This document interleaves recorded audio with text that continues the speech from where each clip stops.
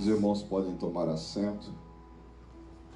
Mais uma vez, cumprimento a todos com a paz do Senhor Jesus. Amém. Quantos estão felizes nessa manhã? Pode dizer glória a Deus. Amém.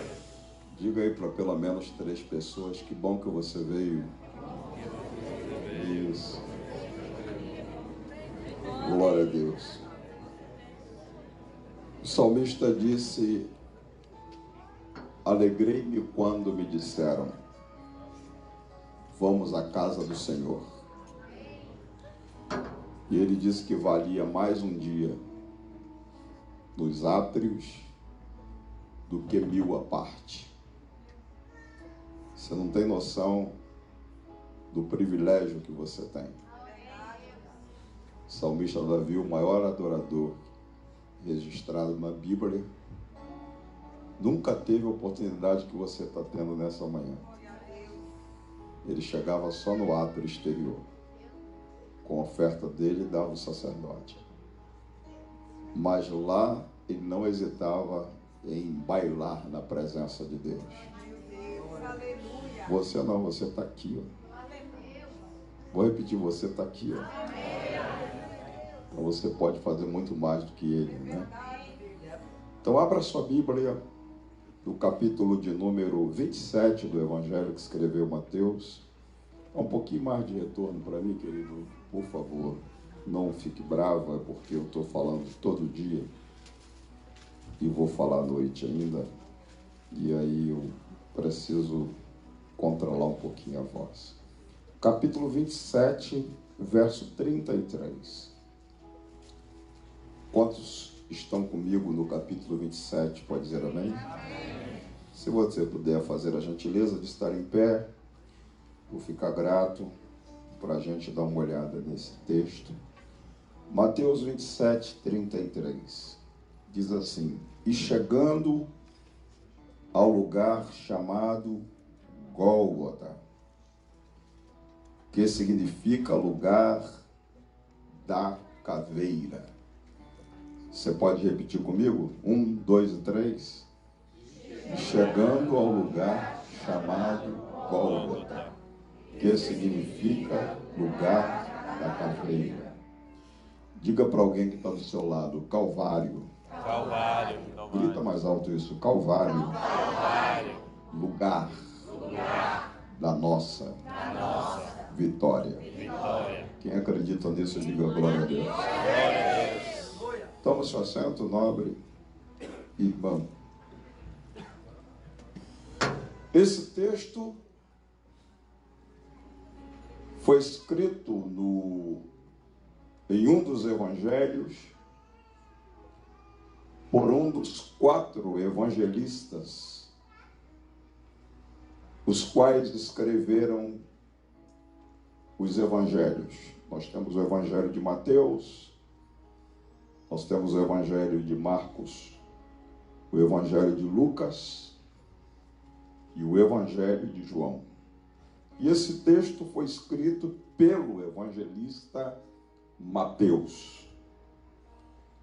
E Mateus registrou esse texto dizendo: e chegando ao lugar chamado Gólgota. Aí ele dá um significado do lugar. Ele disse: que significa lugar da caveira? Mateus está fazendo menção ao fato acerca da morte de Jesus na cruz do Calvário. E ele diz que Jesus, chegando ao lugar chamado Gólgota, que significa lugar da caveira. É interessante que essas duas palavras, tanto Gólgota quanto Calvário, deva soar no ouvido de algumas pessoas recém-convertidas, as quais estão tendo experiência de salvação nos últimos 5 anos, reputo que essas pessoas talvez seja pela primeira vez que ouve essas duas palavrinhas, Gólgota e Calvário. Porque hoje já não é tão comum falar neste tema. É um tema que se esvaiu.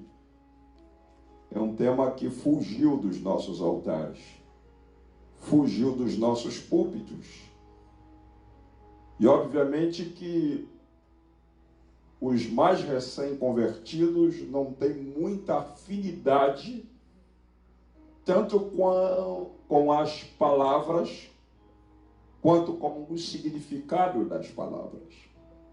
E de alguma forma chega a soar mal no ouvido de alguns, porque parece duas palavras um tanto desconectas no que se refere à sua expectativa ao vir ao templo nessa manhã. Por exemplo, de repente você veio na perspectiva de ouvir algo que se coadunasse aparentemente com necessidades prementes, urgentes, as quais você traz intrínsecas no seu ser, e você veio com essa perspectiva. E de repente você ouve o pregador ler, chegando ao lugar chamado Gólgota. E aí o escritor diz que este lugar significa lugar da caveira. Aí você imagina, eu não saí de casa para ouvir alguma coisa do gênero, alguma coisa que retrate morte. Eu não saí de casa para ouvir alguma coisa dessa natureza. No entanto, se nós excluirmos a palavra Calvário da praticidade da nossa vida cristã, a nossa vida cristã não tem nenhum sentido espiritual. O que retrata a nobreza da nossa vida cristã está intrinsecamente relacionado com a palavra Calvário. E nesta manhã, Mateus diz, chegando ao lugar chamado Gólgota, que significa lugar da caveira.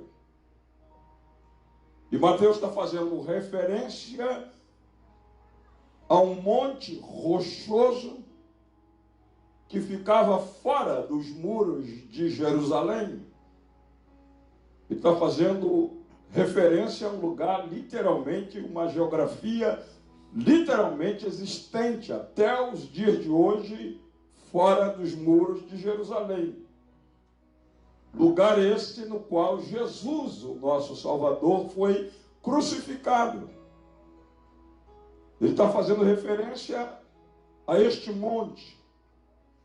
E ele diz, Gólgota significa lugar da caveira, porque o monte tem essa aparência exterior.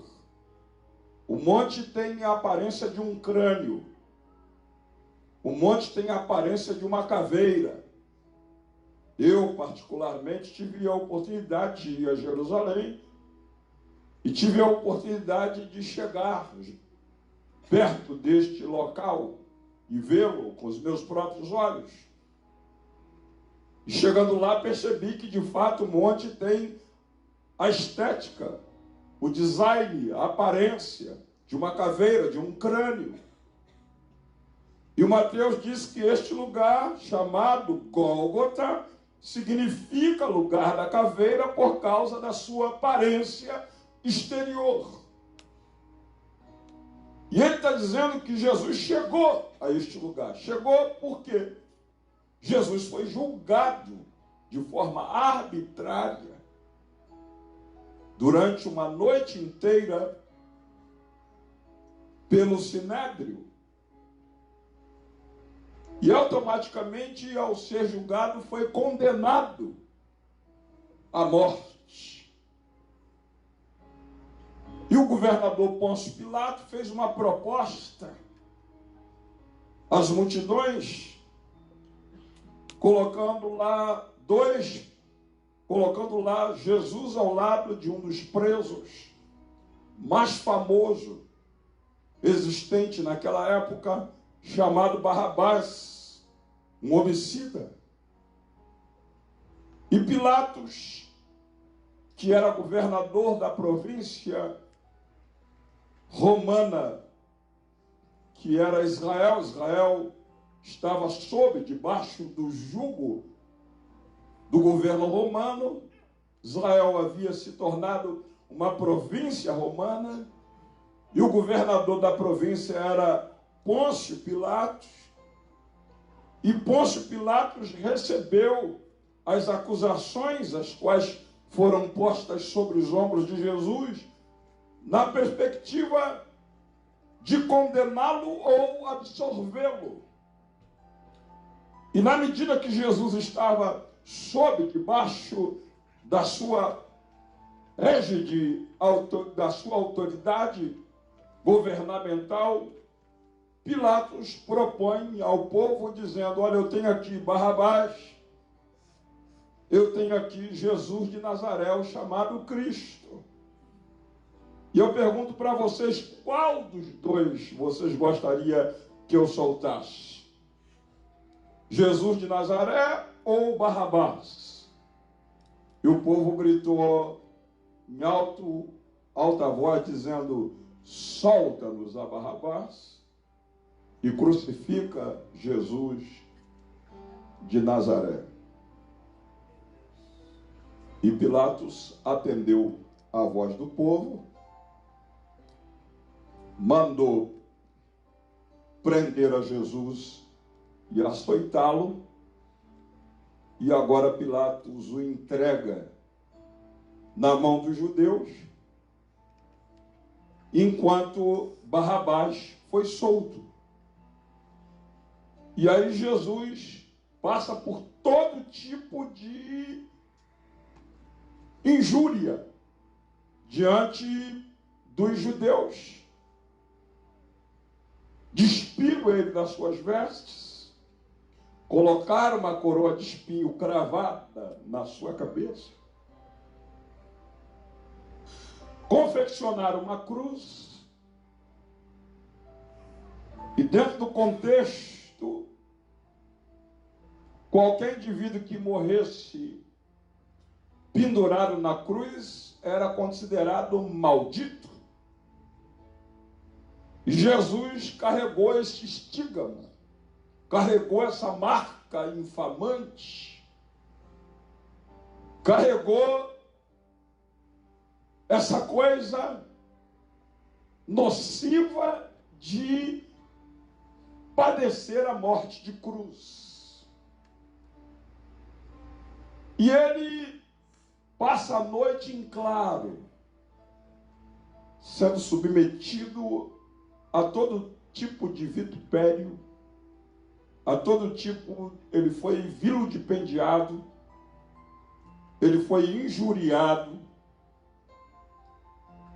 ele sofreu uma coroa de espinho cravada na cabeça, na qual o sangue jorrava sobre a sua face, e foi submetido, obrigado a carregar uma cruz pesada nos ombros, naquele caminho que a gente conhece hoje como Via Dolorosa,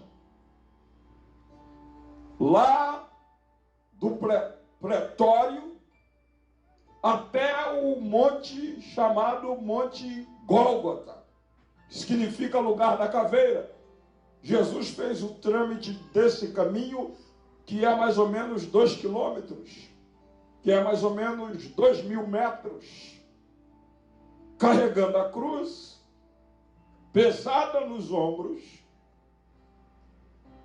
e sofrendo as chicotadas, as quais os soldados romanos carregavam um chicote com chumbo na ponta do chicote, e apressando, permita, pastor, apressando que Jesus chegasse ao lugar chamado Gólgota, ao monte que significa lugar da caveira, o Monte Calvário. Jesus faz aquele caminho, tomando chicotadas, com a coroa de espinho cravada na cabeça. E cada chicotada que os soldados lhe davam, soltava uma bola de carne misturada com sangue. E eles apressando ele para chegar ao Gólgota. E aí me faz lembrar a profecia de Isaías,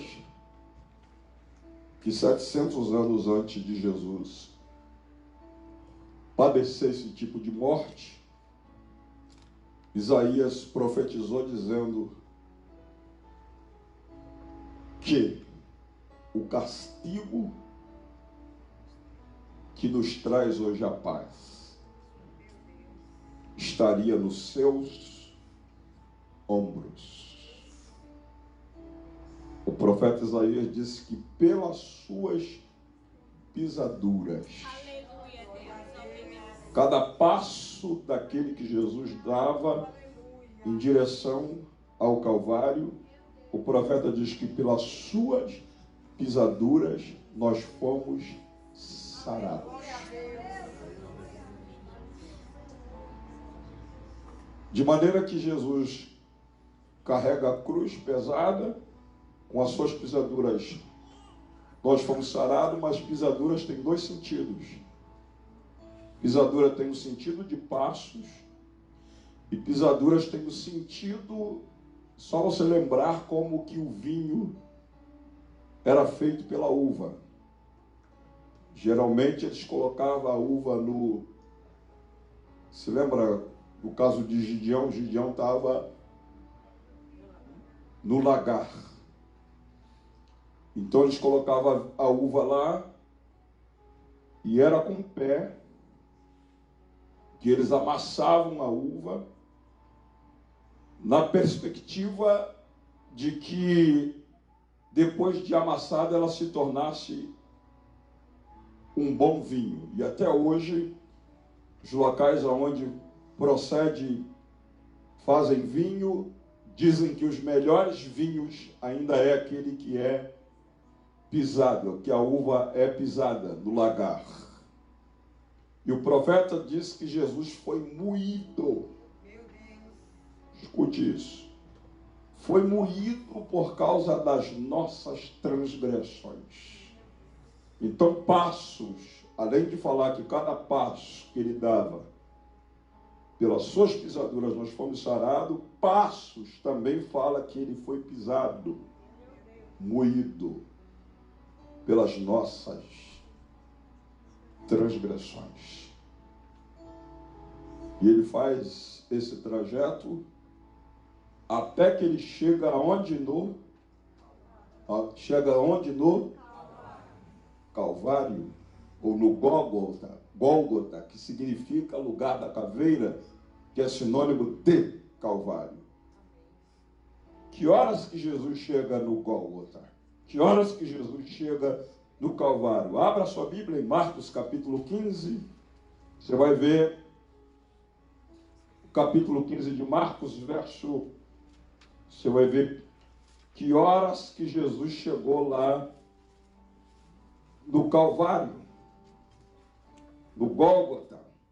Marcos diz, no verso de número 25, era a hora... Quem está com a Bíblia aí pode me ajudar? Era a hora terceira quando o crucificaram. Jesus faz o caminho, carregando a cruz, com a coroa de espinho cravada, o sangue rolando, tomando chicotadas, e cada chicotada com aquela bolinha de chumbo soltava a bola de carnes e sangue, e ele chega no Gólgota, no Calvário, terceira hora do dia, que para nós é sinônimo de 9 horas da manhã. Repetindo, terceira hora, que horas era? 9 horas da manhã. Ele chega lá. Quando chega lá, eles crucificam ele. Como crucificam? Deitaram a cruz no chão, colocaram ele deitado na cruz e cravaram pregos, mais ou menos, dessa espessura, na mão direita, na mão esquerda, nos pés, cravaram os pregos, suspenderam a cruz no meio e do lado direito foi crucificado um ladrão, do lado esquerdo foi crucificado outro ladrão. E é interessante que ali na cruz, pendurado, ele vai sofrer mais 3 horas. Quantas horas eu disse? 3 horas. Olha o verso 46 do capítulo 27 de Mateus, só para você conferir a realidade do que estou falando. Capítulo 27, verso 46. 27, verso 46 diz que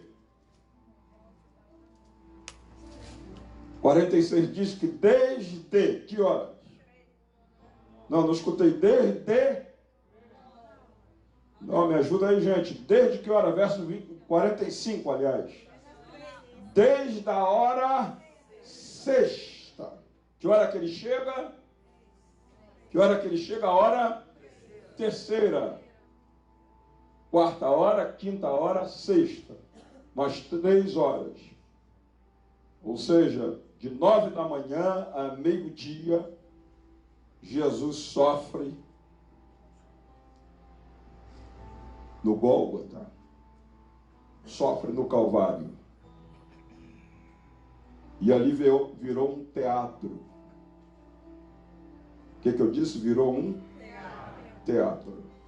O sofrimento dele ali é assistido àquela multidão que alguns dias antes ele entrou em Jerusalém e foi ovacionado, dizendo: bendito seja o Rei que vem em nome do Senhor. Eles cantaram quando ele entrou em Jerusalém. Dias depois, essa mesma multidão que viu ele dar vista a cego, que viu ele dar audição a surdo, que viu ele dar voz a mudos, que viu ele fazer paralíticos andarem, que viu ele transformar água em vinho, que viu ele multiplicar pães e peixes, que viu ele ressuscitar mortos, limpar leprosos e expelir demônios. Essa mesma multidão que cantou: bendito seja o Rei que vem em nome do Senhor, essa mesma multidão agora diante de Pilatos, Pilatos diz: qual dos dois vocês querem que eu solte? Barrabás ou Jesus chamado Cristo? A multidão diz: solta-nos a Barrabás e crucifica a Jesus. Essa mesma multidão agora acompanha o processo, o caminho da via dolorosa, quando ele carrega a cruz com a coroa de espinho cravada na cabeça, tomando chicotadas, acompanha e fica aqui no pé do Monte Gólgota, fica aqui no pé do Monte Calvário. Essa multidão fica lá no pé do Monte Calvário, acompanhada de todos os religiosos da época, que era o sumo sacerdote, que era o sacerdote, os escribas, os fariseus, todos os religiosos. Inclusive Jesus foi crucificado na mão de religiosos. Deu para entender? De maneira que essa multidão fica no pé do Calvário, assistindo aquele espetáculo. Que espetáculo foi esse? Jesus sendo esbofeteado, Jesus sendo cuspido, Jesus pendurado, despido na cruz, injuriado, despido, e passando por um processo de sofrimento, um sofrimento indescritível. E Deus permite que essa multidão assista junto com os soldados romanos que eram responsáveis pelos açoites. Mas quando chega a hora sexta, olha aí o verso de número 46, repetindo o 46, desde a hora o quê?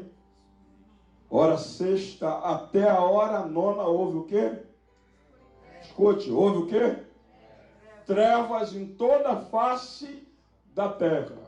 Quando chegou a hora sexta, depois de 3 horas de espetáculo absoluto, Jesus desfigurado na cruz, Deus vai lá no interruptor do universo e apaga todas as luzes do universo.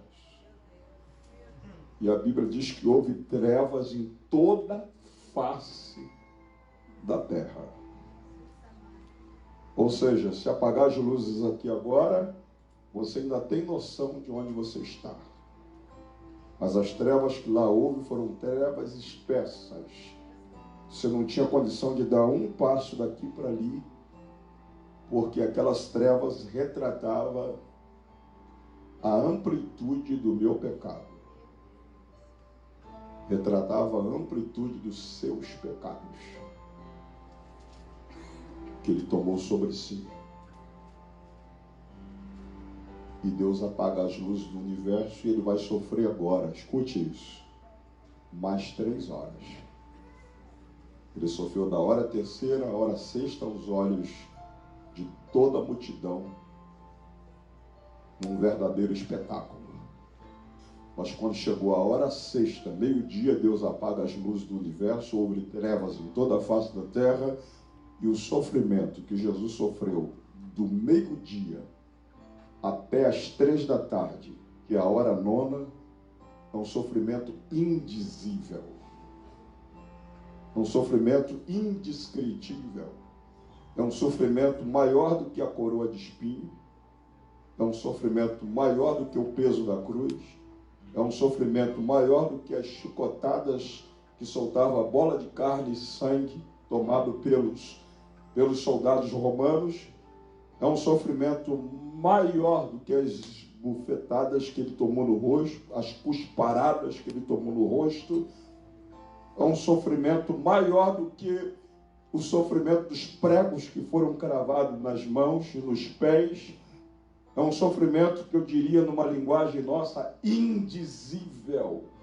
É um sofrimento indescritível.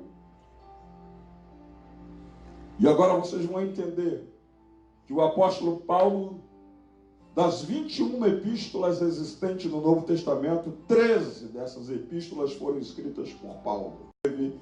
De meio-dia até as 15 horas ou a hora nona. Nem Paulo recebeu a revelação. Porque é um sofrimento que só na eternidade você vai ficar sabendo. Que eu vou ficar sabendo. E esse sofrimento, Paulo só diz o seguinte, na celebração da ceia, no capítulo 11, ele diz: o que eu recebi do Senhor, o que também vos entreguei. Que o Senhor Jesus, na noite que foi traído, tomou o pão. E tendo dado graça, o partiu. E disse: este é o meu corpo que é partido por vós. Aí ele diz: todas as vezes que comerdes esse pão e beberdes deste cálice, ele disse: lembrai, ou seja, ele disse: fazei isto em memória de mim.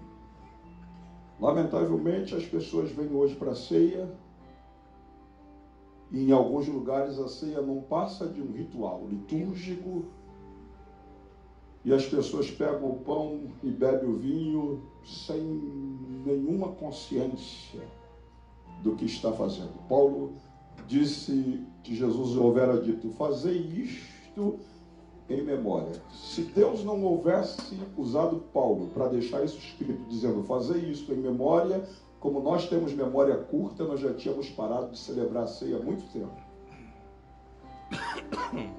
Mas para nos manter cativo a espinha dorsal do cristianismo, que é a morte expiatória de Cristo no Calvário. Inclusive Paulo diz, fazei isso em memória de mim. Aí ele diz, todas as vezes que comerdes deste pão, escute isso, e beberdes desse cálice, anunciai a morte do Senhor até que Ele venha.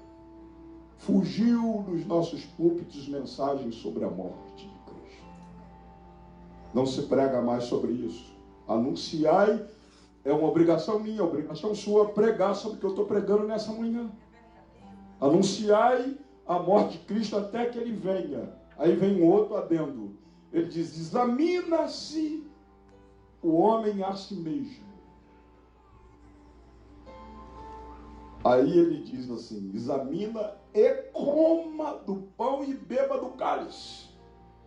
Ele não está dizendo para você examinar e se excluir de comer o pão e beber do cálice. E a ideia de exame também não é um exame de consciência, para você avaliar que você não está em pecado, com dignidade, porque ele diz na continuação, examina-se o homem a si mesmo e coma do pão e beba do cálice, porque quem come e bebe sem discernir o corpo, come e bebe para sua própria condenação. Agora, entenda isso. Muitas vezes a gente se autoexamina e pensa que há em nós dignidade por não achar alguma coisa em nós que nos acuse no sentido de pegar o pão e beber o cálice. Não, a dignidade não é sua. A dignidade é dele. Aí ele diz, por causa disso, há entre vós, como muitos fracos, muitos doentes e alguns que dormem. O que é, pastor Samuel, discernir o corpo? Discernir o corpo é o que eu estou falando aqui nessa manhã. Pegou o pão, você pega o pão e discerne que aquele pão, para chegar no estágio que chegou, ele virou massa, ele foi moído, ele foi amassado para chegar no estado que chegou. O vinho, para chegar no estado que chegou, de vinho, a uva foi para o lagar e foi pisada. Jesus quer que quando você pega o pão, você pega o vinho, para você não ser condenado com o mundo, você precisa discernir o corpo. E discernir o corpo significa você entender a nobreza da obra expiatória que foi realizada na cruz do Calvário. E quando você pegar o pão, que lembrar de todo o sofrimento que Jesus teve, de todo sofrimento em relação ao sangue que ele derramou, não é para você ficar com peninha de Jesus. Porque as mulheres no pé da cruz tiveram pena. E Jesus diz assim, filhas de Jerusalém, não tenhais penas de mim. Tenha pena de vós mesmos e dos vossos filhos. Quando você não discerne o corpo, ao comer o pão, ao beber o cálice, você se torna indigno. A indignidade não é no fato de você estar em condição ou não de tomar a ceia. Porque a Bíblia diz que a despeito de redimido, lavado e remido no sangue de um cordeiro sem mancha e sem mácula, eu e você continuamos pecador, porque o vírus do pecado está em nós. Se dissermos que não temos pecado, enganamos a nós mesmos e a palavra de Deus não está em nós. Então nós continuamos pecadores, no sentido literal, indigno. Mas a indignidade do texto está relacionada com a falta de discernimento do corpo de Cristo. E a razão pela qual tem gente em juízo dentro da igreja, está sob juízo dentro da igreja, porque come e bebe indignamente, sem discernir o corpo. Tem gente dentre nós fraca, tem gente dentre nós doentes, e tem gente dentre nós dormindo.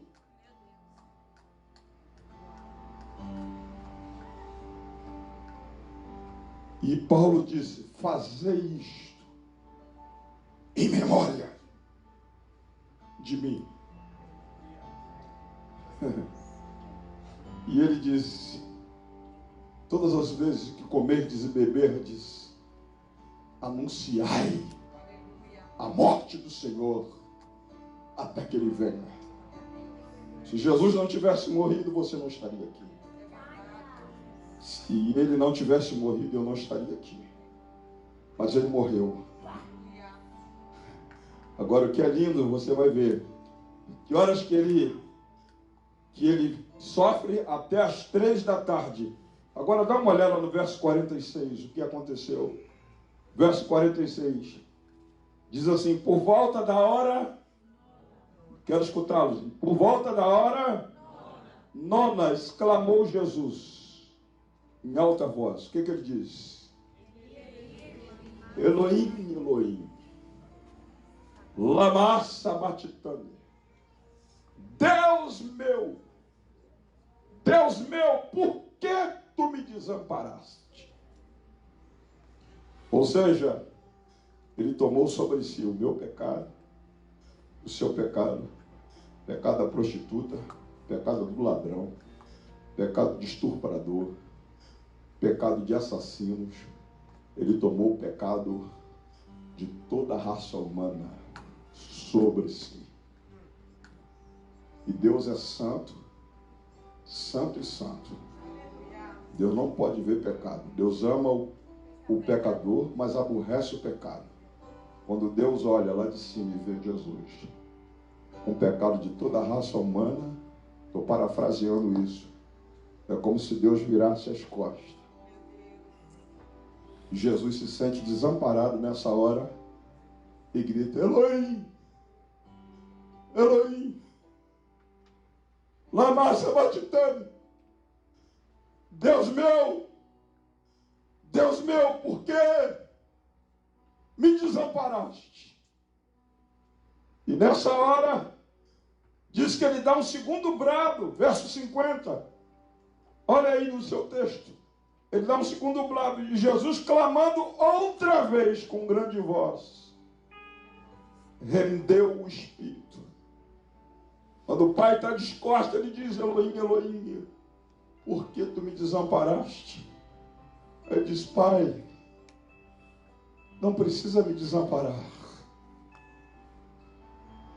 porque o preço está pago.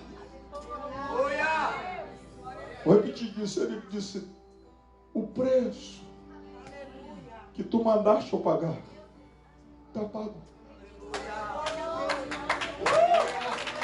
Aleluia!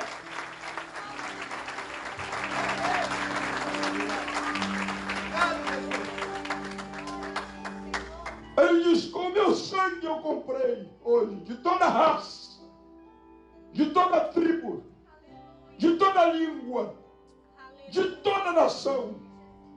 Eu comprei um povo que será um povo zeloso, especial, de boas obras, que estarão na minha presença, me adorando na beleza da minha majestade. E a razão da magnitude da glória que está nessa casa é porque o sangue de Jesus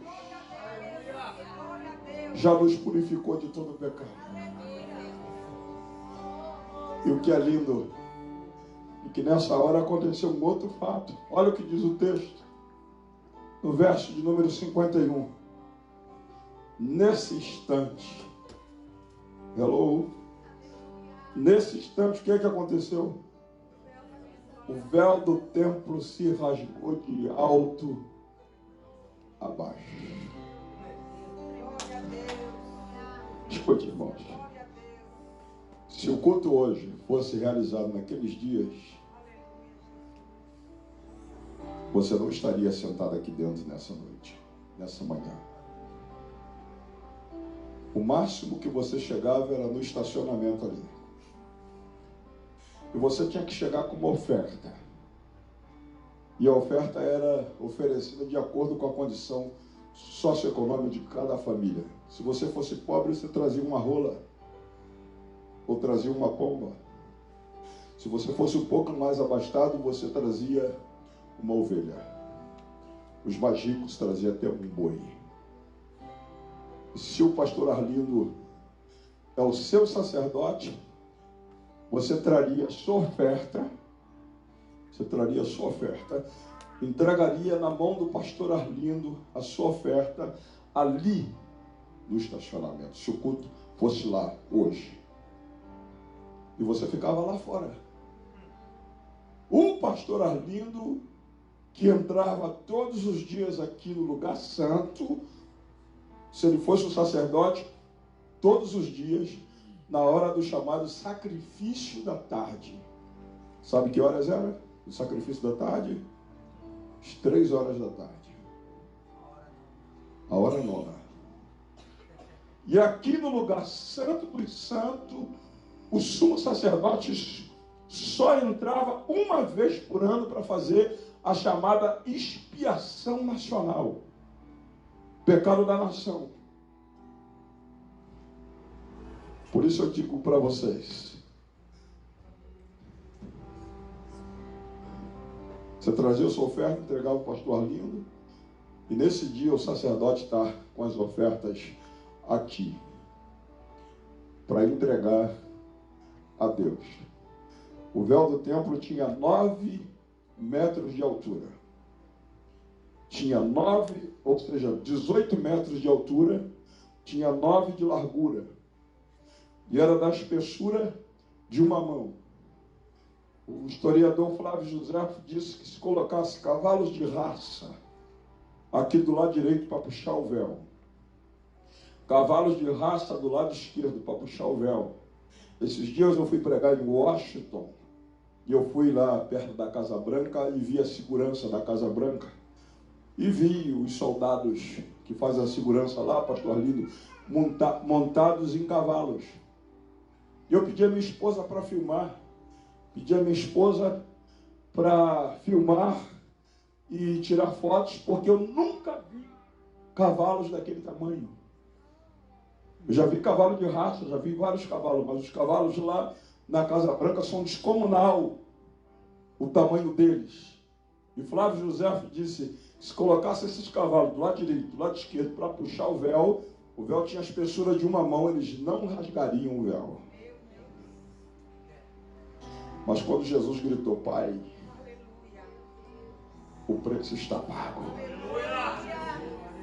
o Pai meteu a mão no véu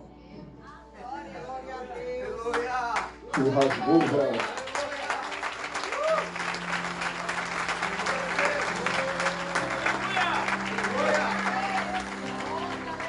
O Pai rasgou o véu de alto a baixo.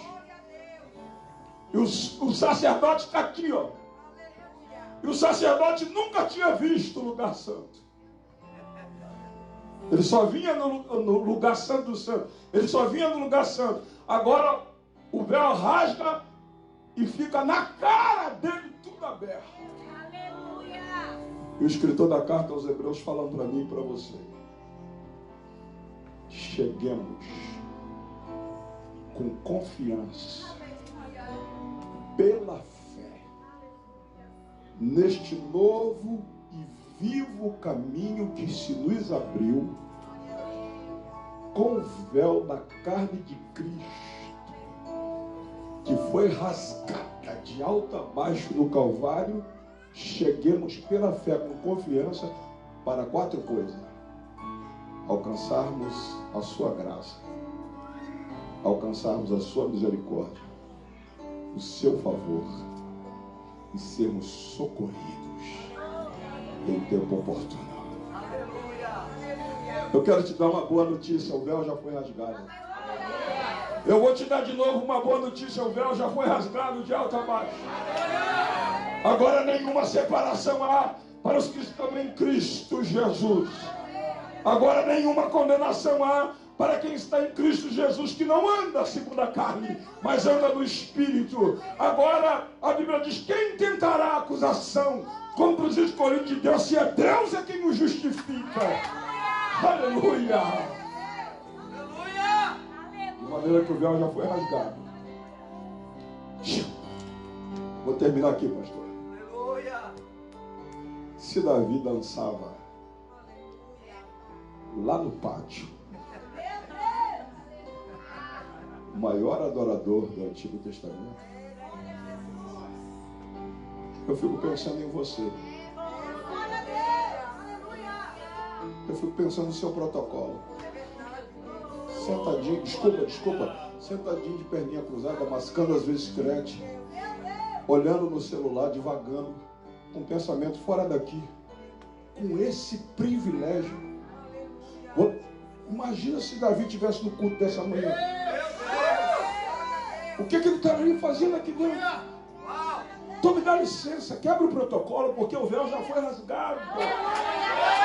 Vou repetir: quebra o protocolo, porque o véu já foi rasgado.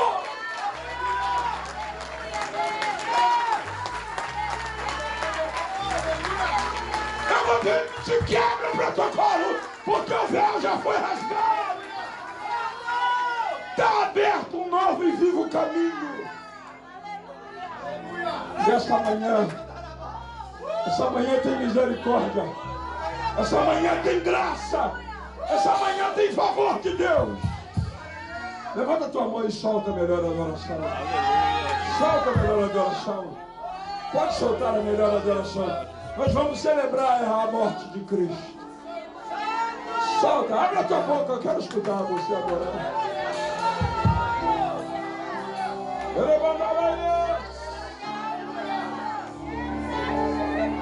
Levanta a tua mão, eu quero ver você celebrar. Aleluia. Pode soltar. Eu quero adorar, me dá licença que eu vou adorar. Me dá licença que eu vou adorar.